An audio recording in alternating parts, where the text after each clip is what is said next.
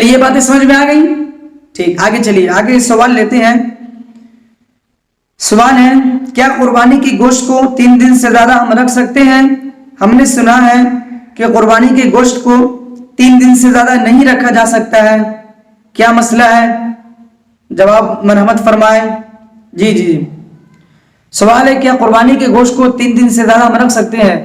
یعنی قربانی کے گوشت کو 3 دن سے زیادہ رکھا جا سکتا ہے؟ تو آئیے میں آپ کو ایک حدیث بتا رہا ہوں۔ ایک حدیث ہے جس کے راوی حضرت عابس بن ربیعہ رضی اللہ تعالیٰ عنہ بیان کرتے ہیں، وہ کہتے ہیں قلت لأم المؤمنین، ہم نے ام المؤمنین سے کہا اکان رسول اللہ صلی اللہ علیہ وسلم ینہی عن لحوم الاضاحی، کہ کیا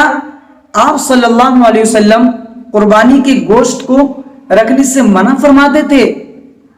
قالت، ام المؤمنین کہتی ہے لا نہیں، ولكن قل من كان يضحي من الناس، ہاں لیکن اس وقت آپ صلی اللہ علیہ وسلم قربانی کی گوشت کو 3 دن سے زیادہ رکھنے سے منع فرماتے تھے، جس دور میں قل، ولكن قل من كان يضحي من الناس، قل بولے تو بہت تھوڑے لوگوں میں سے بہت تھوڑے لوگ قربانی کرتے، بہت ہی کم لوگ قربانی کرتے تھے، تو آپ صلی اللہ علیہ وسلم قربانی کی گوشت کو رکھنے سے منع فرماتے تھے۔ وہ کیوں منع فرماتے تھے؟ فَأَحَبَّ أَن يَطْعَمَ مَن لَّمْ يَكُنْ يُضَحِّي،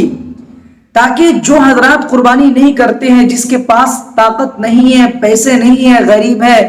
بے بسی کی زندگی بسر کر رہے ہیں، انہیں بھی گوشت کھلاؤ، انہیں بھی گوشت پہنچاؤ، یعنی انہیں بھی اپنی خوشیوں میں شامل کرو، ان کے بچے تک بھی گوشت پہنچنی چاہیے، ان کے گھر میں بھی گوشت پہنچنی چاہیے۔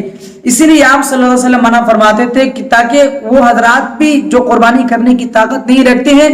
ان کے گھر میں گوشت پہنچ جائے اور وہ بھی گوشت کو کھا سکے، ٹھیک ہے نا۔ اس کے بعد آگے بیان کرتی ام المؤمنین وَلَقَدْ كُنَّا نَرْفَعُ الْقُرَاءَ فَنَأْكُلُهُ بَعْدَ 10 أَيَّامٍ،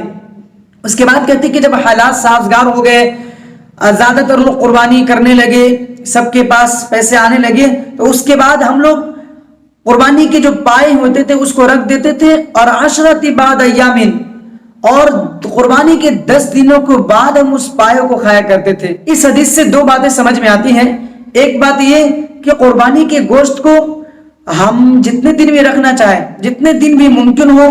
ہم اس کو رکھ سکتے ہیں، ایک بات یہ۔ دوسری بات اس حدیث سے یہ سمجھ میں آ رہی ہے کہ اگر ہم قربانی کر رہے ہیں لیکن ہماری بستیوں میں بہت سارے حضرات ایسے جو قربانی نہیں کر پا رہے ہیں، یا ہمارے آس پاس میں رہنے والے حضرات وہ ہیں جس کے پاس پیسے نہیں ہیں، جس کے پاس سکت نہیں کہ وہ قربانی کر سکے، تو پھر ہمارے لیے بہتر طریقہ یہی ہے کہ ہم بھی گوشت کو زیادہ دن اپنے فریج میں بچا کر کے نہ رکھیں، بلکہ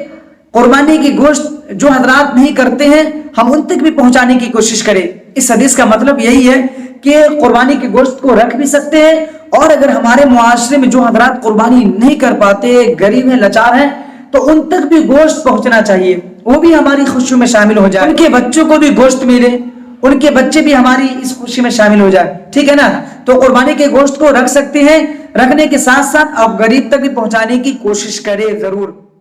چلیے سمجھ میں آ گئی؟